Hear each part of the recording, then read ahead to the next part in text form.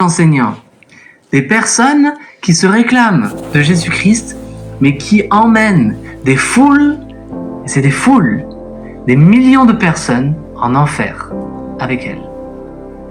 Alors comment les reconnaître? Jésus nous a dit, il nous a mis en garde. Il a dit la chose suivante. Gardez-vous des faux prophètes. Ils viennent à vous en vêtements de brebis. Ils ressemblent à des chrétiens. Mais au-dedans, ce sont des loups ravisseurs. L'habit ne fait pas le moine. Le faux prophète ressemble à un vrai chrétien, mais le faux prophète est quelqu'un qui est là pour vous faire du mal. Il est là pour attaquer les brebis. Il est là pour dévorer les brebis. Et nous verrons ce que cela veut dire. Vous les reconnaîtrez à leurs fruits, dit Jésus-Christ.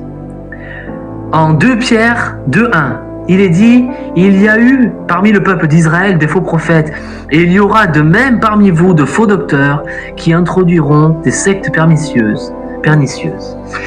Les faux prophètes, il y en avait au 1er siècle, déjà à l'heure du 1er siècle. Paul disait qu'il y avait de faux apôtres, de faux frères, il y avait de faux prophètes. Il y avait des faux prophètes à Corinthe, quand il fallait examiner et juger les prophètes, parce que certains étaient de faux prophètes. Il y avait des faux prophètes alors, et il y a des faux prophètes aujourd'hui. Alors comment les reconnaître? La Bible ne nous a pas laissé sans directive, sans guide, sans signe, sans caractéristiques. Et je vais vous en donner 10 aujourd'hui. Elles seront principalement tirées de la 2e lettre de Pierre, 2 Pierre, chapitre 2. Première marque, premier signe pour identifier un faux prophète. Il propage des hérésies. 2 Pierre 2:1 que je viens de citer dit, il y aura aussi parmi des faux prophètes parmi le peuple, mais comme il y aura parmi vous de faux docteurs qui introduiront furtivement des sectes de perdition, ou littéralement dans le grec, des hérésies destructives. Des hérésies destructives. Le faux prophète n'aime pas Jésus-Christ, n'aime pas le Saint-Esprit, n'aime pas la vérité, n'aime pas la parole. Il appartient au diable qui vient voler, tuer et détruire. Il n'appartient pas au Dieu de vérité, au Dieu de toute bonté. Le faux prophète, il propage les doctrines des démons du diable.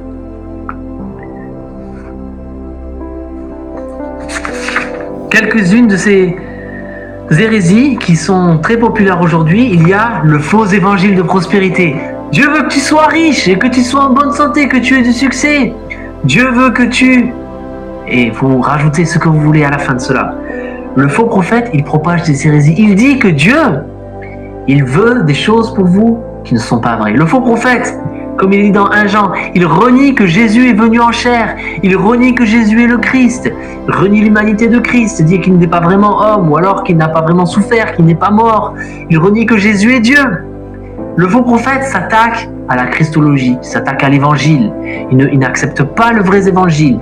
Il ne dit pas que nous sommes morts dans nos péchés, que nous allons tout droit en enfer, que Dieu va nous juger, mais que Dieu, dans son grand amour, a donné son Fils Jésus-Christ, qui est mort pour effacer le péché, qui est ressuscité au 3e jour, qui est ensuite monté au ciel et qui règne à la droite du Père, qui revient pour juger le monde.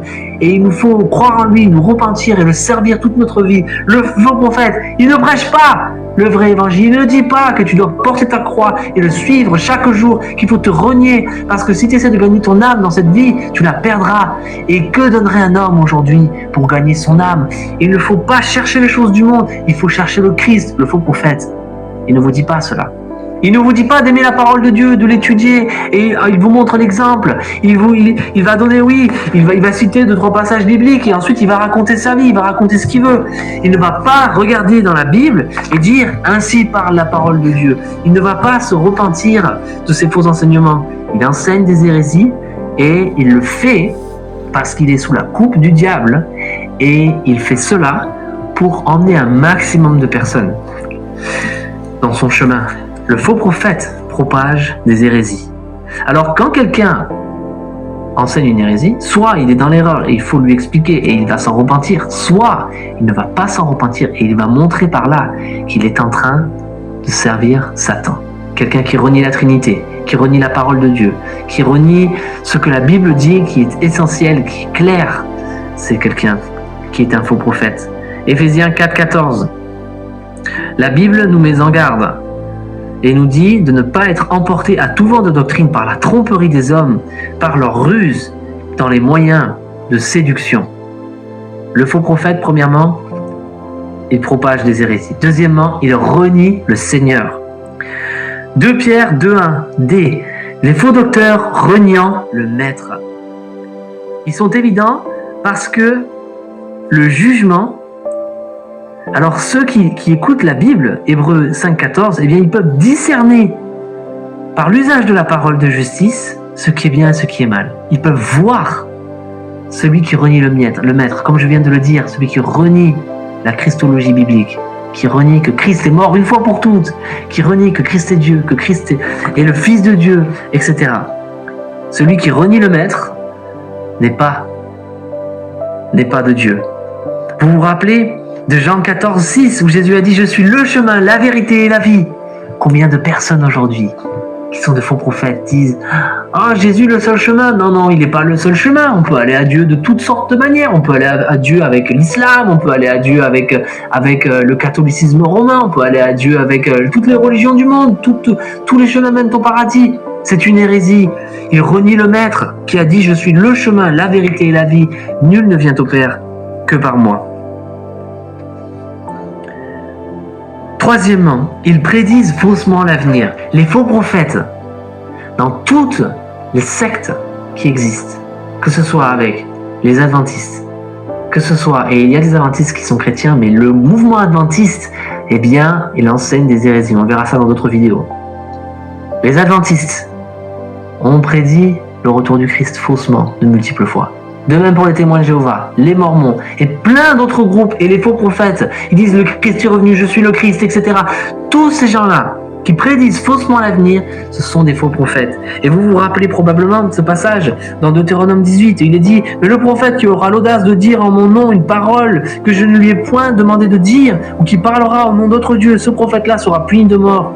Peut-être diras-tu dans ton cœur, comment connaîtrons nous la parole que l'Éternel n'aura point dite, quand ce que dira le prophète n'aura pas lieu et n'arrivera pas, ce sera une parole que l'Éternel n'a pas dite. » Alors aujourd'hui, on n'est pas dans la théocratie d'Israël où la Torah, eh bien, c'était la loi de l'État. Alors il n'y a pas d'attaque sur qui que ce soit qui ressemble aux lois du Lévitique parce qu'on n'a pas le même système politique. Mais le principe ici, c'est que quand quelqu'un annonce quelque chose que Dieu n'a pas donné, ça ne s'accomplit pas. Et c'est ainsi qu'on reconnaît que Dieu n'a pas envoyé ce soi-disant prophète. Alors aujourd'hui, il y a des chrétiens qui sont malheureusement trompés et qui pensent que on peut prophétiser et puis parfois c'est vrai, parfois c'est faux. Pas dans la Bible. Dans la Bible, si quelqu'un était un prophète et qu'il se trompait, eh bien, il était lapidé. Un vrai prophète avait 100% d'accomplissement. Pas 99%, pas 80%. Non, 100%. Si quelqu'un ne prophétisait pas l'avenir avec 100% de précision, c'était un faux prophète. Alors tous les gens qui ont annoncé des choses qui ne se sont pas passées, eh bien, vous pouvez le marquer, ces personnes-là, elles ne sont pas des personnes qu'il faut que vous soyez, ce ne sont pas des personnes qui vous enseignent la Bible et qui seront une bénédiction spirituelle pour vous. Et c'est fort probable que ces personnes soient même des ennemis de Christ. Des ennemis de Christ. Quatrièmement, le faux prophète déshonore le christianisme. 2 Pierre 2, verset 2b. La voix de la vérité sera calomniée à cause d'eux. Le faux prophète, il vit tellement une vie décadente, opposée à la vérité, opposée au bien, que même ceux qui ne sont pas chrétiens se disent « Mais qu'est-ce que c'est que ça ?» Et il calomnie le christianisme à cause des faux prophètes. Et nous allons voir. Il y a toutes sortes de raisons pour lesquelles la calomnie vient. Par exemple, la décadence sexuelle, la décadence sur l'argent. Et ça nous amène au 5e point. Le faux prophète, il aime l'argent plutôt que Christ. Il aime l'argent plutôt que les gens. Le faux prophète.